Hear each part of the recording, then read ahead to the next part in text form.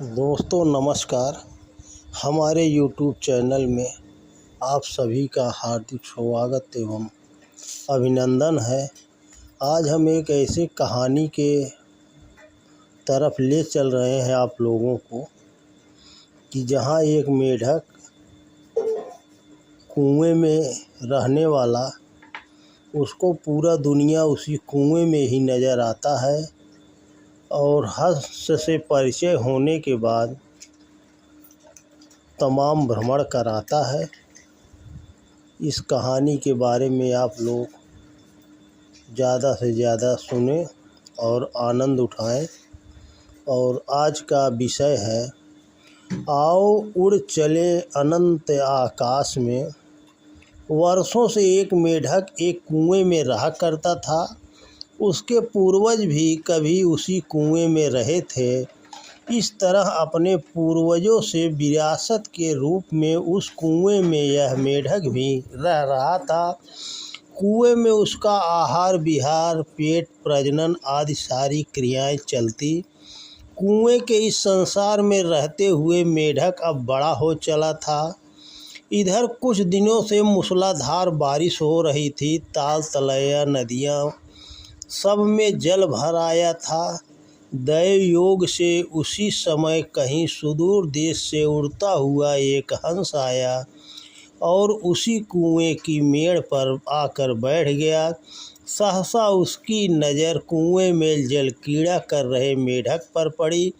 दोनों की नज़रें मिली और उनमें परिचय हुआ। हंस ने तो अब से पूर्व भी कई बार मेढक देखे थे, पर मेढक अपने जीवन में पहली बार किसी हंस को देख रहा था। इसलिए हंस को देखकर उसके मन में भी कौतूहल हुआ। हंस शिष्ट और शालीन था। उसने मेढक का अभिवादन किया और दोनों में संवाद शुरू हुआ। हंस ने पूछा, मेढक मित्र, तुम इस कुएं में कब से रह रहे हो? मेढक ने भी गौरवोन्मत्त होकर कहा, हमारे पूर्वज इसी कुएं में रहते थे। मेरा जन्म भी यहीं हुआ और तब से मैं भी यहीं रह रहा हूँ।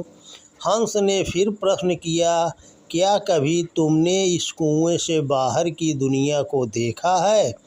मेढक बोला, कौन सी दुनिया? मेरे लिए तो बस यही दुनिया है। इस कुएं के अलावा भी कोई दुनिया हो सकती है? यह सुनकर मेढक को आश्चर्य हुआ।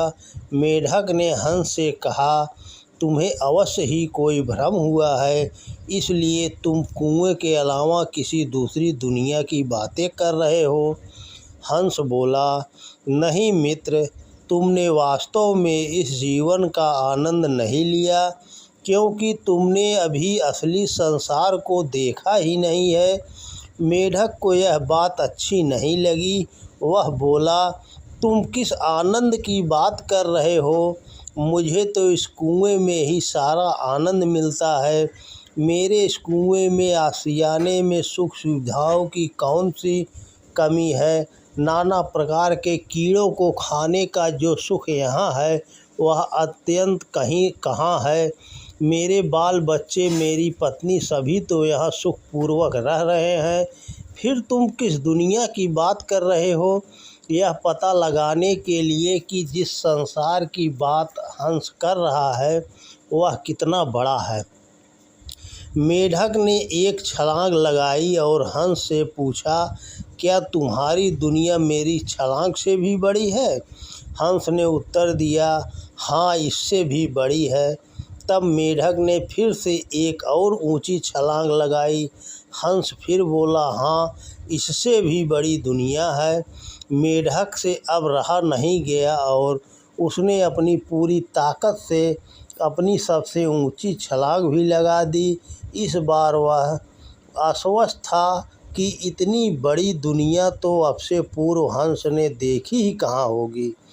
अपने अनुकूल उत्तर सुनने की चाह में मेढक ने हंस की ओर देखा, परंतु यह क्या, हंस ने इस बार भी वही उत्तर दिया और फिर मेढक को प्रेम से समझाया, मित्र, जिस दुनिया को तुम आनंद का कारण समझ रहे हो, वह वास्तव में तुम्हारा भ्रम मात्र है। जिसे तुम आनंद समझ रहे हो यह तुम्हारी नादानी मात्र है। यदि तुम्हें सचमुच असली आनंद की अनुभूति करनी है तो इस छोटे कुएं से बाहर निकलकर मेरे साथ चले चलो। मैं तुम्हें असली दुनिया दिखाता हूँ। अब मेढक को भी हंस पर भरोसा हो चला था, सो उसने भी चलने की हामी भर दी। वह हंस की पीठ पर सवार हुआ। देखते ही देखते हंस ने उड़ान भर दी। जैसे जैसे हंस की उड़ान ऊंची होती जाती, मेढक इतना ही हतप्रभ होता जाता। अरे इतनी बड़ी दुनिया, इतनी सारी नदियाँ, इतना बड़ा सागर, इतनी बड़ी धरती, इतना ऊंचा आसमान, इतने सारे जीव, इतने सारे वृक्ष, आहा सचमुच कैसी मनोहारी दुनिया है यह। कितना आकर्षक, कैसा सौंदर्य है यहाँ, कितना आनंद, कितनी उन्मुखता है यहाँ, कैसी स्वच्छंदता, कैसी स्वतंत्रता है यहाँ। यह सौभाग्य उसे हंस के कारण ही प्राप्त हुआ है। ऐसा सोचकर उसकी आँखों में आंसू भर आए, पर ये आंसू हंस के प्रति कृतज्ञता के थे, क्योंकि आज हंस के कारण उसका जीवन सचमुच धन्य धन्य जो हो गया था।